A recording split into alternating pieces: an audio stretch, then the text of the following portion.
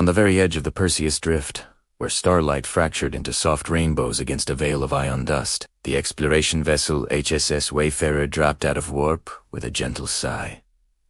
Its hull still hummed with the warmth of a long journey. Deep inside its hydroponics bay, rows of human crops basked under simulated sun's juicy tomatoes, fragrant basil, sweet strawberries, and one very humble citrus tree that no one, absolutely no one, expected would change a planet's destiny. The crew had stopped for routine repairs near Qatari Prime, a small, forested world recently added to the Human Coalition charts. The planet's native species, the Qatari, were known to be peaceful, deeply curious, and most notably adorably small. Their young, called cubs, were fluffy, wide-eyed beings with soft antennae and a charming tendency to follow anything interesting with absolute, unwavering devotion. Captain Mara Ilias had been warned by the official briefing. Do not underestimate the cubs, it had said. They learn quickly. They attach easily. But no one, not a single soul, had mentioned anything about fruit. The first cub snuck aboard during the second repair cycle. Engineer Tom Reyes was adjusting a coolant valve when he noticed a tiny, blue-furred creature peeking out from behind a bulkhead, its antennae twitching like nervous commas. "Well, hey there, little guy," Tom said gently, not wanting to scare it. The cub let out a chirp, a sound halfway between a soft whistle and a purr, and then promptly scampered away. But it didn't run for the exit. It ran straight toward the hydroponics bay. By the time Tom caught up, he found not just one cub, but 3 of them, all sitting in a perfect, neat row right beneath the citrus tree. Their huge eyes were locked on a single object Tom had just harvested and placed on a nearby bench. A sweet lime, pale green and glowing faintly under the bright grow lights. Tom frowned, confused. "You guys like fruit?" As if in response, all 3 cubs leaned forward as one, their focus unbroken. So, Tom sliced the sweet lime into small segments. The juice misted into the air, filling the bay with a bright, fresh scent. That made even him smile. He held out a piece, and the smallest cub took it cautiously, sniffing it for a moment before taking a tiny nibble. And then, time seemed to pause. The cub's antennae, which had been a soft blue, suddenly lit up a brilliant, radiant gold. It froze, completely still, and then it let out an ecstatic squeak of pure, unadulterated joy. Instantly, the other 2 cubs lunged forward, chattering excitedly among themselves. Within seconds, all 3 were devouring the sweet lime with a kind of sacred reverence, juice dripping down their fluffy chins as they chirped and hummed in absolute bliss. Tom just stared, his mouth slightly open. "Oh," he whispered to himself. "Oh no." By the next morning, the hydroponics bay was full of cubs. They came quietly, in 2s and 3s at first, and then in dozens. Soft paws padded silently between the rows of lettuce, their antennae glowing faintly as they searched for the source of that miraculous scent. The sweet lime tree, once completely ignored by the crew, had become the center of a silent, adorable pilgrimage. Dr. Annika Patel, the ship's xenobiologist, crouched behind a planter box, recording everything with wide, astonished eyes. "This is completely unprecedented," she murmured into a Their neural pleasure response is completely off the charts. It looks like the sweet lime is triggering an emotional bonding response. "Bonding?" Captain Ilias's voice came back, tinged with disbelief. Annika nodded slowly. "They're not just enjoying it, Captain. They're falling in love with it." As if on cue, a small cub carefully placed a beautifully polished pebble at the base of the tree, a little gift, and then curled up beneath it with a contented sigh. The humans on the bridge exchanged looks. "Well," Tom said, rubbing the back of his neck, "at least it's not explosives this time."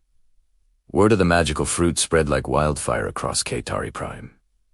The cubs began sneaking aboard in organized, well-managed shifts, supervised by their bewildered adult parents, who would bow politely to the humans, while their offspring clung to baskets of sweet limes, like they were sacred treasures. Eventually, the Qatari elders requested a formal meeting. In the ship's observation lounge, a room with a stunning view of their green world, Elder Shali folded her 4 delicate hands and spoke in careful, practiced coalition standard.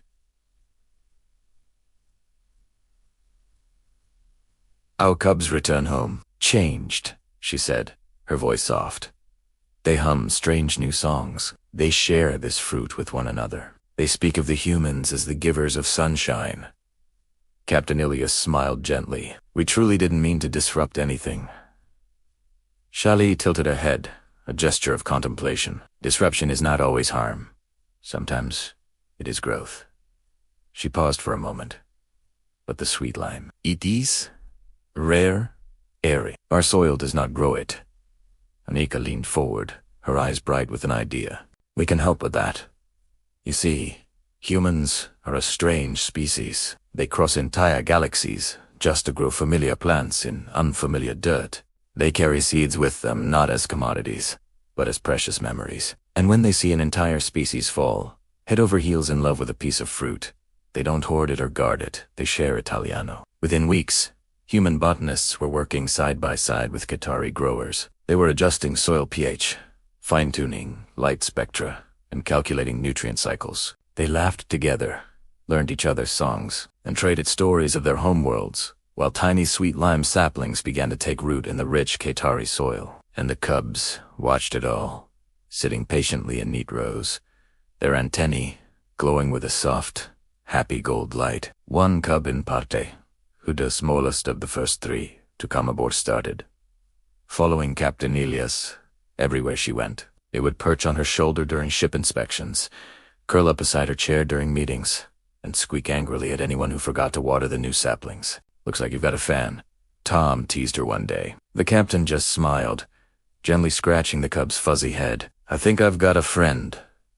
But then trouble arrived, and it came quietly. A coalition mining corporation appeared in orbit, their ships dark and angular against the vibrant sky. They had permits, they had plans, and they said that Qatari Prime had valuable minerals deep beneath its forests. Development, they claimed, was inevitable.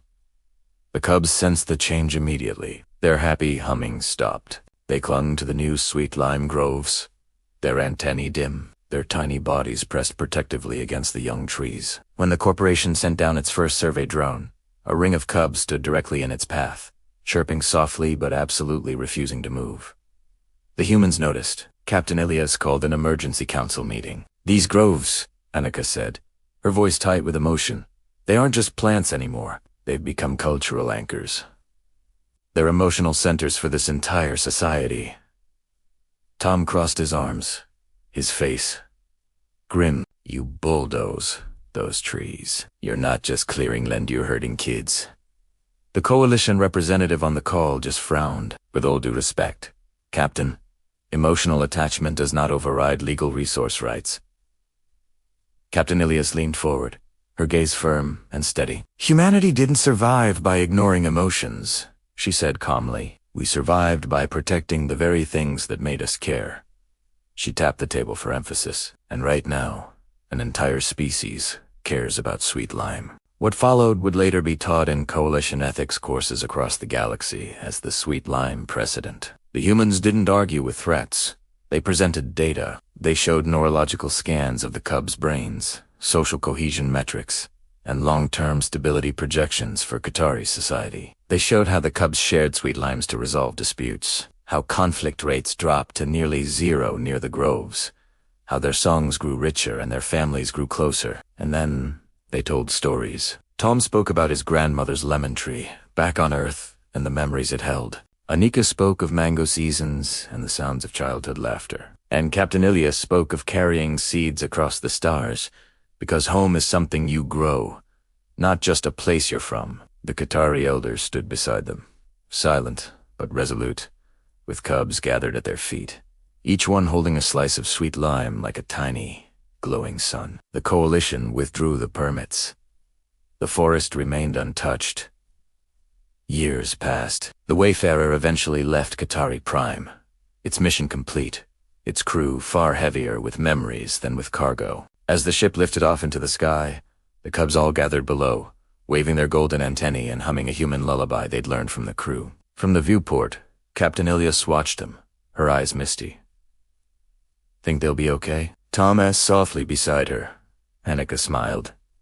They have sweet limes, and they know that someone somewhere out there, cares about them.